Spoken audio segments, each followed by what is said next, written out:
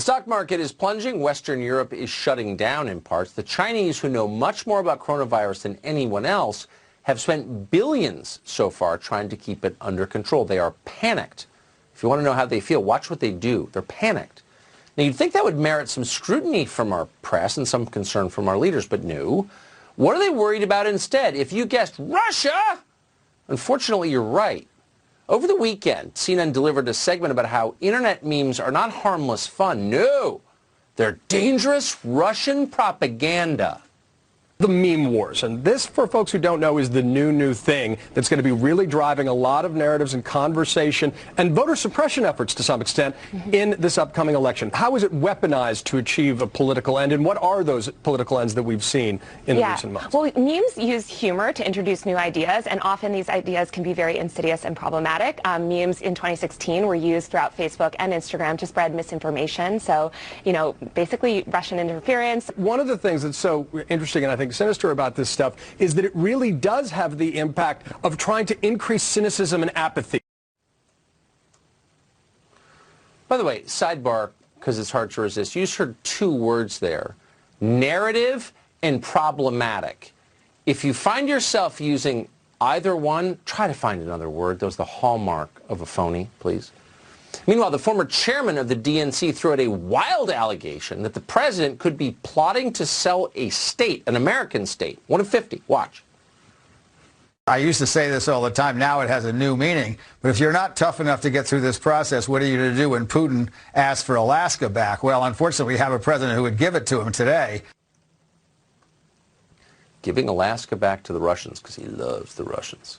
Yesterday, CNN wrote an entire piece predicting the president would be shocked that he can't eat steak and burgers while in India. It's so absurd.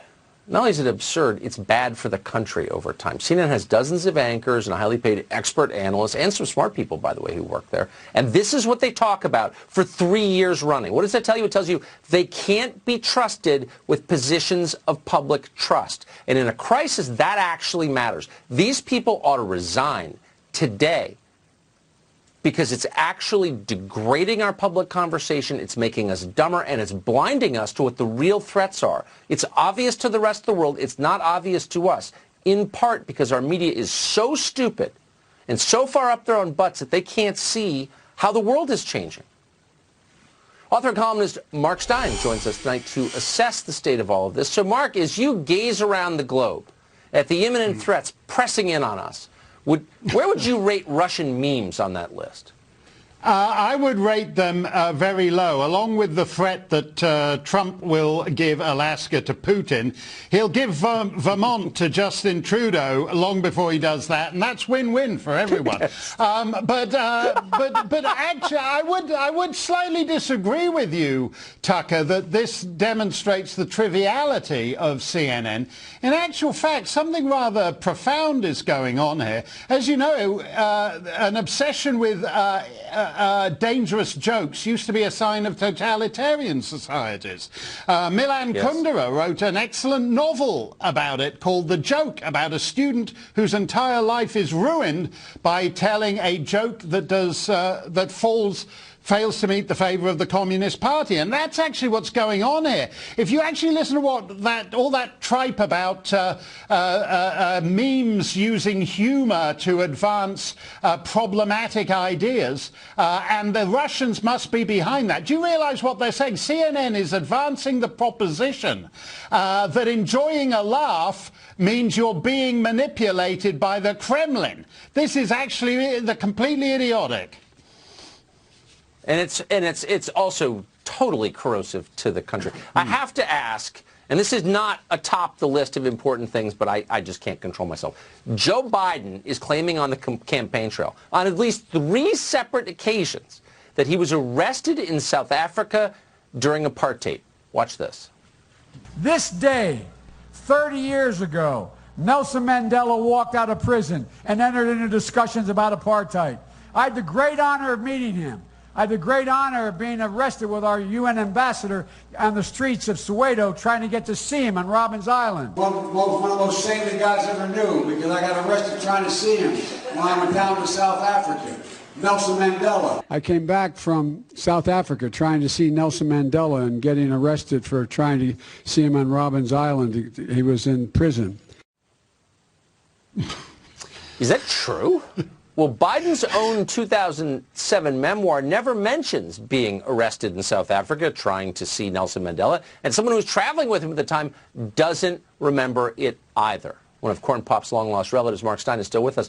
Mark, were you there when he was arrested trying to visit Nelson Mandela? I was there when Biden was arrested trying to see Mahatma Gandhi. Apparently, Mahatma Gandhi didn't want to swim nude in the pool with Joe in front of the Secret Service agents, so Joe lent him a loincloth he'd made himself. All these stories are quite interesting because all these fantasies of him want to place him at the center of world events. It's like when Amy Klobuchar ran into trouble the other night for forgetting the name of the Mexican president, and Joe Biden immediately said, I'm the only person on this stage who has met the guy who was the Mexican president, and I met whoever it was who was the Mexican president before that, and the guy who was the Mexican president who was the guy before the Mexican president. It is a slightly perplexing thing that an irrelevant man wants to place himself at the center of world historical events, and in some subtle way these pitiful fantasies actually tell you why he's running for president. Well, it's so sad. He was the vice president. I mean, he went to the funerals of foreign dictators, but that's it. Right. Mark Stein, so great to see you as always. Thanks for kicking off the week. Thanks a lot, Tucker. One of our favorite people here at the Fox News Channel joins us in the friend zone. Who is that person? We'll tell you when we come back.